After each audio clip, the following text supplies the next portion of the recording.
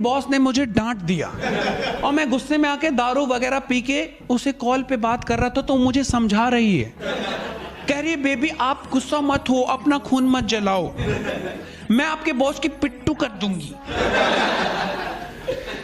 मैं अपने बॉस को इमेजिन करा और उस निबी को।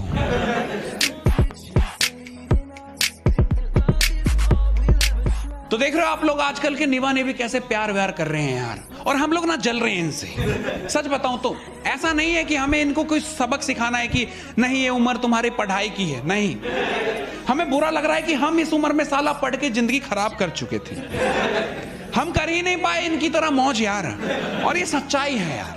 और आप लोग देखोगे ना यार, निभा निभी का प्यार बहुत ही स्पेशल है। मतलब ये मुझे तब पता चला जब मेरे से एक निबी पट गई। हाँ यार निबी, मैंने मना किया उसे कि मैं तुझसे बहुत बड़ा हूं, कहती है नहीं मेरे लिए तुम बाबू हो। मैंने कि अगर तुझे ऐसा लगता है तो प्यार दे दे, क्योंकि कोई और ले लेगा उससे अच्छा मैं ही ले लेता हूं। मैंने कहा ठीक है, जब तू चाहती है प्यार तो ठीक है, मैं तेरे प्यार के लिए प्यार कर लूंगा। और एक दिन ना मैं थका हुआ था, मतलब जुकाम था मुझे, तो मैंने उसको कहा कि मैं बात नहीं कर पाऊंगा, मैं सो रहा हूं। तो कहती क्यों, क्या हो गया बीबी? मैंने मुझे जुकाम है। तो वो एक इमोजी भेजती है किसी की, कि मेरे बाबू के नोच पे किसी। अब ठीक हो गया बाबू? मुझे समझ नहीं आया खेल, क्योंकि मुझे प्यार का मतलब प्यार ही समझ आता है, लेकिन अब ये डॉक्टर का खेल चल रहा है। अगर आपने वहां पे बोला कि नहीं तुम पागल हो, किसी से कभी बीमारी ठीक नहीं होती, तो आपसे वो ब्रेकअप कर लेगी, क्योंकि उसने पहले भी कितने ही निभाओं को ऐसे ठीक करते आई है। तो मुझे समझ नहीं आया, मैंने कहा नहीं हुआ ठीक। 4 दिन उसने बात नहीं की, मेरी बीमारी बढ़ती चली गई। फिर उसके बाद से जब भी वो मुझसे बात करती और मैं बोलता कि मेरे सर में दर्द है, वो एक किस्सी भेजती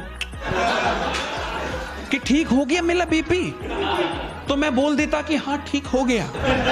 अब एक बार मुझे ना सच में बहुत ज्यादा बीमार हो गया, मुझे बुखार हो गया था टाइफाइड का, और मैं बिस्तर पे पड़ा था और मेरी बेबी ने मुझे किसी भेजी कि बेबी अब कुछ आराम हुआ?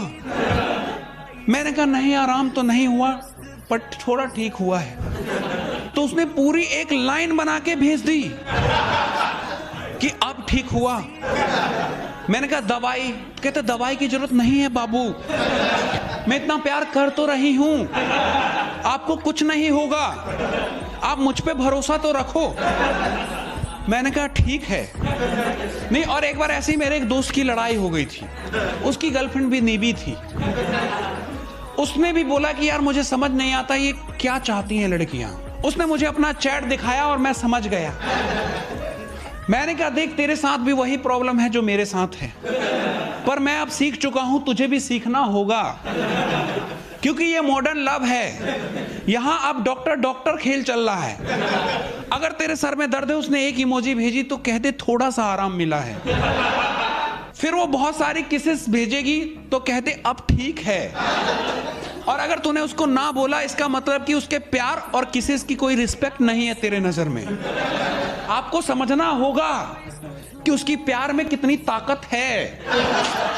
और सच में मुझे ये समझ में आया। एक बार करवा चौथ पे उसने ना मेरे लिए व्रत रख लिया, और मैं कहीं जा रहा था, उसने मुझसे बोला कि आप बेझिझक तेज रफ्तार में गाड़ी चलाना बाबू, आपको कुछ नहीं होगा।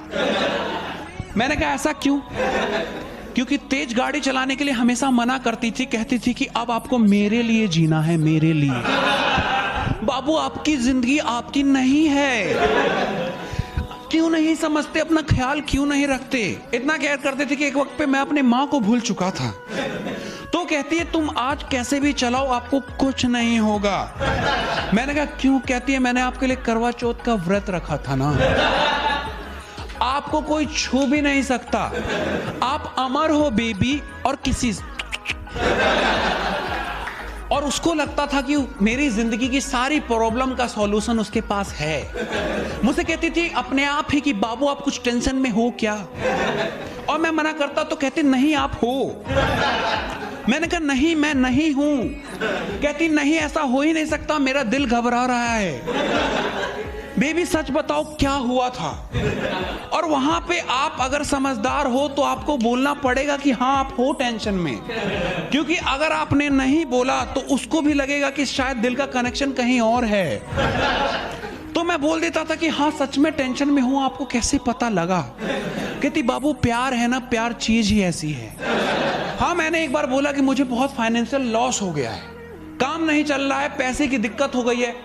तो इन सब का सॉल्यूशन उसने मुझे एक हक की इमोजी भेज के दे दिया कि बाबू अब सब ठीक हो गया ना। और मैंने भी कह दिया हाँ बाबू सब ठीक हो गया। मतलब अलग ही सीन चल रहा था। मेरे ऑफिस में एक दिन बॉस ने मुझे डांट दिया और मैं गुस्से में आके दारू वगैरह पी के उसे कॉल पे बात कर रहा था। तो मुझे समझा रही है, कह रही है बेबी आप गुस्सा मत हो, अपना खून मत जलाओ, मैं आपके बॉस की पिट्टू कर दूंगी। मैं अपने बॉस को इमेजिन करा और उस निबी को। मैंने कहा मेरे बॉस को पिट्टू कर देगी। कहती मैं उसकी इतनी पिटाई करूंगी कि वो खुद को भूल जाएगा। मेरे बाबू को तंग करता है। और आप यकीन नहीं कहोगे मुझे ये सब चूतियापा लगा, पर उस समय जो आराम मिला, मुझे ऐसा लगा कि सच में मेरे लिए कोई प्रोटेक्शन सामने है। मैं उसको मानने लगा था और मैं कई प्रॉब्लम को बताने भी लगा था। मेरे दोस्तों से लड़ाई होती तो मैं उसको फोन करके बोलता कि बाबू उसने मुझसे ऐसे कहा। तो वो कुछ नहीं कहती, सिर्फ माथे को चूमती और कहती कि कोई बात नहीं बाबू, मैंने विश मांगा है, वो खुद आपके पैरों में गिरेंगी। उसको लगता था कि हर प्रॉब्लम की सॉल्यूशन उसके पास है। हाँ वो कभी भी कॉल कर देती थी, आप इंपॉर्टेंट मीटिंग में भी हो तब भी वो कॉल कर देती थी कि बाबू मुझे एकदम से घबराहट हुई कि आप प्रॉब्लम में हो। मैंने कहा प्रॉब्लम में हूं पर ये प्रॉब्लम मीटिंग है और मीटिंग अटेंड करने दे वरना सच में प्रॉब्लम हो जाएगी। पर वो निबी थी, उसको समझ नहीं आता था। वो कहती थी बाबू पैसे से क्या होता है, प्यार से पेट भर दूंगी ना। बाबू आप पैसों के पीछे भागती रहती हो, मेरे साथ कुछ वक्त गुजारो तो बाबू।